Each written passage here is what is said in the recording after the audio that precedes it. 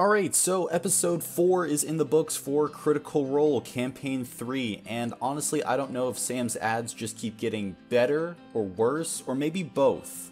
Firstly, let's talk about the elephant in the room, or the elephant that's not in the room. Travis was not at the table today, and that was, kinda rough. I mean, I missed the guy. I missed the light he brings to the game, and honestly, I just want him back as soon as possible, because there's definitely something missing when he's not there, when he's not making everyone smile, when he's not being goofy. I missed Bertrand, and the table feels incomplete without him. But while Travis was gone, I think Robbie just stepped up to the plate. He was great this session, and if he's a part of this group from here on out, I've got no problems with that. Dorian is a truly three-dimensional character, and Robbie plays him with such grace. When Dorian was kicking himself for Bertrand's death, that really got to me, and it really showed how he is a caring individual, a caring person, and that just helps me connect more with his character, him just being a genuinely good dude.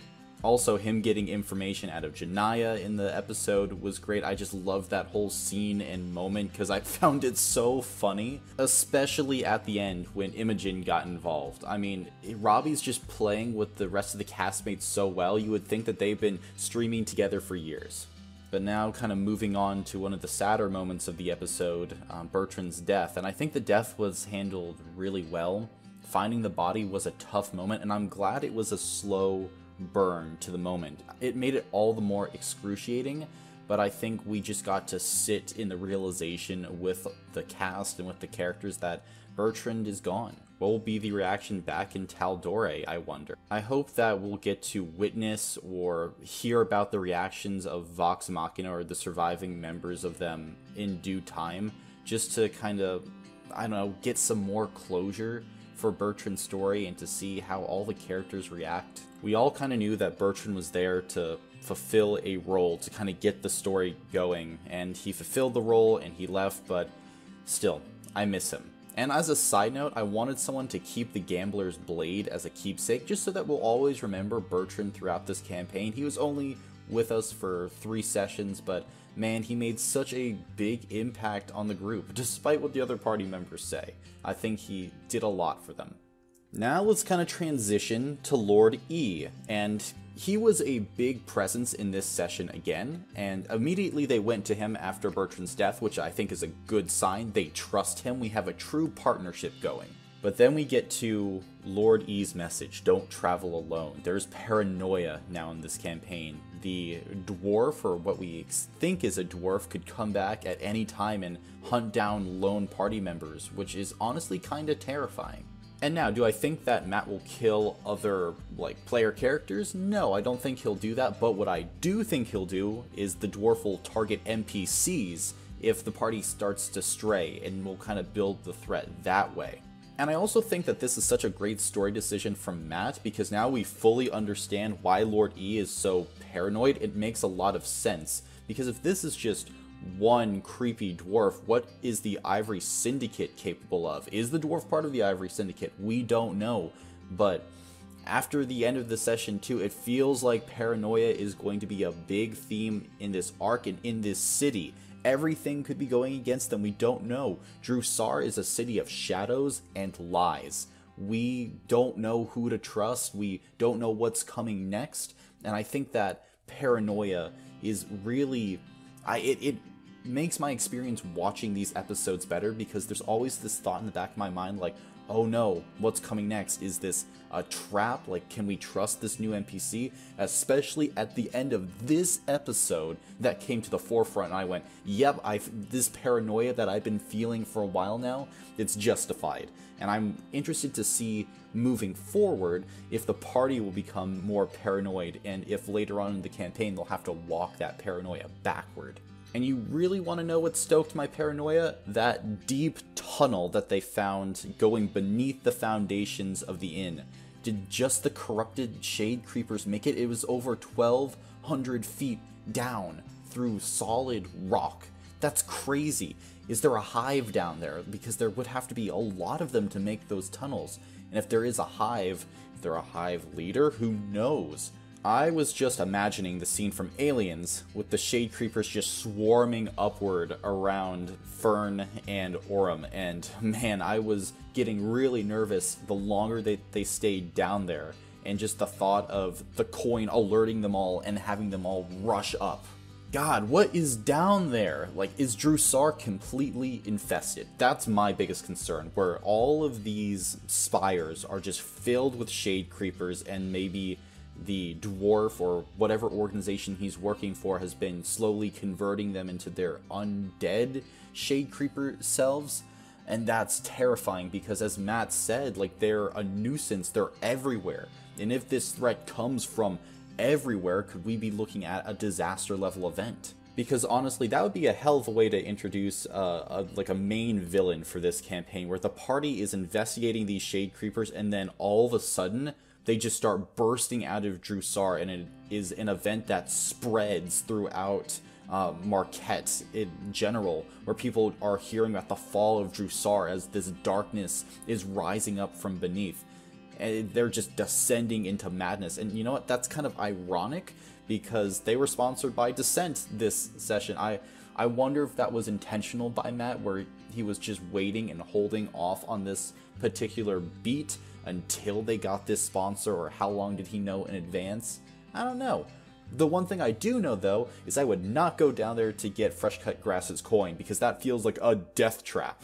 And honestly, let's talk about Fresh Cut Grass for a second, because they were sad, because they lost Dancer's coin. And I wonder if sadness is even a part of their programming, because they always want you to have a smiley day, they're always trying to be happy.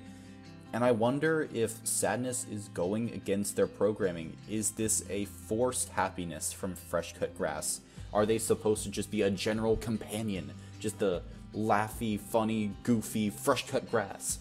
And because of that programming, maybe they can't process that emotion, because I think the way Sam was playing Fresh Cut Grass, it was evident that they wanted to keep the coin, but they weren't expressing it. And I'm not sure if it's just because they wanted everyone else to be happy, or if they really couldn't, but I think that's going to be an interesting beat with Fresh Cut Grass in the future. Can they work through that emotion and really go beyond just trying to be happy all the time, much in the similar way that Jester did? But I'm wondering if Sam's take on it is that Fresh Cut Grass literally just can't be sad, or doesn't have it within him, literally within the code, with whatever life force he was created with, that he can even process those sad emotions and try to like get that out. It would be an interesting philosophical dilemma. If this is the case, would it be right for Dancer to create a being that literally couldn't feel that sadness, or maybe a little bit of anger, longing, whatever? And if Fresh Cut Grass begins to feel those emotions, I mean, he talked about not having a soul and being different from all the others, but does that then mean that Fresh Cut Grass is becoming more sentient, becoming a truly living being? These are the questions. And I said very early on in this series that Fresh Cut Grass was not just a joke character. His name was probably not a joke, and Sam put so much into these characters. I think this is a hint at it. I feel like there is more to how Fresh Cut Grass handles his emotions than meets the eye. And speaking of more than meets the eye, let's talk about the dwarf, or now how we know them, Duggar, which kind of sounds like Digger. With all the tunnels below, I think that's kind of an interesting parallel. And honestly, the more that this has gone on, I'm beginning to look at Duggar and I'm like, is this Matt's take on a Darkling? Is this right here an elder Darkling of some kind? Because man, it would make a lot of sense. Duggar has been recently wasting away. He wasn't always like this, and Darklings are cursed beings. They're usually cursed by fey creatures, but Duggar could have been cursed by someone else, and this might have been, you know, something akin to being a Darkling. Because 6 months ago is when he began wasting away, so it might have just taken time for the curse to fully manifest. Maybe this is an undead version of a Darkling, instead of a fey Darkling, an undead. And I don't know, maybe does this tie in with something with Laudna and her patron, because she is an undead warlock? I don't know. What I'm fairly certain on, though, is that I don't think drugs did that to him. I think that it is some type of curse or the after effects of some type of magic that has turned him into that. Honestly, before next session, I want to do even more research on Darklings to see what other connections there might be and just going through previous episodes, because I really think that this is some type of curse that is going on here, and this could be at a scale that just completely dwarfs the party. If there is a Shade Creeper hive and Duggar is behind it or working for who's ever behind it, I don't know how Drusar is going to be able to handle that. It's just going to be a wave. You know, if there are any Warhammer 40k fans, the Tyranids, just a Tyranid swarm going through the entire city, it could be something like that. And that's kind of my worst fear here, looking at this situation, and that's what I would feel to be most terrifying. And also go with the theme of paranoia, because I would be paranoid of these Shade Creepers or Duggar or associates jumping out at any times, because there are tunnels all over the entire city. Like, there are so many of these spires that have been hollowed out because you have to build within, and if they are all just hiding in the darkness, then again, at any time, at any night, at any moment when the time is right, boom, all the Shade Creepers come out, and that's a KO to this city, perhaps. But let's talk about another kind of KO, Orym's mission, and we don't know a lot. However, I don't think we're going to get a lot more now. I think we're going to deal with Duggar, Bertrand's death, the Shade Creepers, etc. first. However, we're dealing with an assassination attempt, and it was on the Mahan house of Loomis, I believe. And if this mirrors an assassination attempt back home, was there an assassination attempt in Zephyra or somewhere else? I mean, that would be a little eye-opening. And it would suggest a larger, darker force that is trying to exert influence not only in Marquette, but across all of Exandria. And ooh, now I'm just beginning to think, this dark influence, we've already experienced the Chained Oblivion, Tharizdun, last campaign, and I wonder if this is perhaps him and his doing. He is down in the abyss. It would fit with the darkness. If this is a Tharizdun Darkling, that could make some sense. Or it could be one of the three main beasts in the vein of Uk'otoa, Deseret, and then the worm, which I'm forgetting the name of right now. But that's something I just thought about and am considering. Man, I hope it's Tharizdun. Tharizdun would be cool. He's been set up, I guess, in the previous campaign, and to see his corruption and influence spreading across the world, that would be incredible. That would be so cool. But do you know who's cooler than Tharizdun? Milo. Milo is awesome. They are a great NPC, and I hope we see more of them. Particularly, I want more Milo and Laudna so they can create their fucked up creations and situations. I think that would just be awesome. Hopefully Milo could give Laudna a maybe like an exoskeleton for Pate, so Pate could be sent out like Laudna was hinting at doing earlier in this session. So that would be really cool, and I just want them to do fucked up things together. Milo and Imogen and Ashton, they just seem to be a great NPC that Matt can throw in from time to time, and will probably come back to because they're a tinkerer. Maybe they probably are an artificer, like, let's be honest here. And so if that is the case, the party will have many opportunities to go and get Milo's help, maybe constructing different mechanisms or machines. Although I wouldn't want Milo to come with them to Elder's Post. It's a cool location. I like the underground locations that Matt creates. They feel unique, but also a bit dangerous. They're harder to get out of if dangerous situations strike. But that, from what we're hearing, seems to be a lot of the actual city of Drusar, which is being built into the spires themselves. So we'll probably get more of these underground locations, and each location does have their unique feel to it, like I've said, and Matt's world building is just on display here, and is just so great, unique, and varied, and I'm just excited to see more of the city, and maybe that will just fuel the paranoia and the uneasiness more, because if we keep on seeing these signs of corruption or evil throughout all of these places, I think that is definitely pointing towards something way bigger than the party can deal with right now. maybe they'll need allies to deal with this threat, and what an ally Ephred the Shadow Baker would be. Firstly, badass name.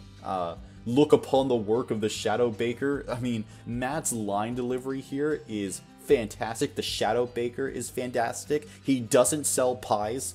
That's very important. But as soon as I was watching the Shadow Baker work, I was like, man, this is a mentor for Lord E. Lord Esteros can get his baking skills leveled up by working with the Shadow Baker. Or better yet, if he's just plain evil, let's just have a bake-off for all the marbles, 1v1.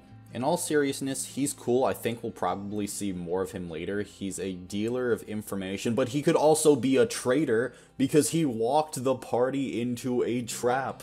And let's just speak about this cliffhanger for a minute. Who are these people in the trap? Why is the code like we've come for laughter? Once again now, I'm thinking back to the Laughing Hand in Campaign 2, and you know who he was tied to? The Rizdune? Kinda. The Rizdune is all about madness, so these crazy laughing people could be about that, but are they the Corsairs? Are they something darker? I don't know. It is very Court of Owls, like, I think it was Liam who said that. And I don't think the party can fight their way out at all. I think that they would just be completely overpowered by sheer numbers here. But my initial gut reaction was, maybe this is the introduction of Travis's new character. I hope so. The man who walked up to them and pointed the scimitar, Matt gave him a very heavy description when he confronted the party. So is that him? Or is this just going to be a big NPC later on? I hope it's Travis. Like I said at the beginning of this video, I miss the man. He's one of my favorite cast members to watch, and his energy is contagious. Like, he's the type of player you want at a table, and him not being there, I just want him there, you know? That's plain and simple. But let's get into our 3 questions for next week. Firstly, who are these people surrounding the party? Something that I just need to know and find out. Like, what is their deal? What's some of their backstory? Also, something that I want to know, this is a question, but I might be shooting myself in the foot, like, be careful what you ask for. What lies at the bottom of the hole? Like, what is down there? Are there just more shade creepers, or is there something even more sinister? I don't know. An initial reaction that I got was maybe this is like a baby purple worm tunnel and the shade creepers are just climbing up behind it, but who knows? And my final question, what is the new name? I thought we were going to get the new name for this group this session, but we haven't gotten it yet. So I'm just waiting on that. I hope that Lord E will press them for that next session, and we'll finally get to learn what we should be calling this ragtag group of adventurers. If you have some time to kill between now and next session of Critical Role though, I suggest checking out this video right here. YouTube thinks that you'll like it, and also thank you for entering the dungeon.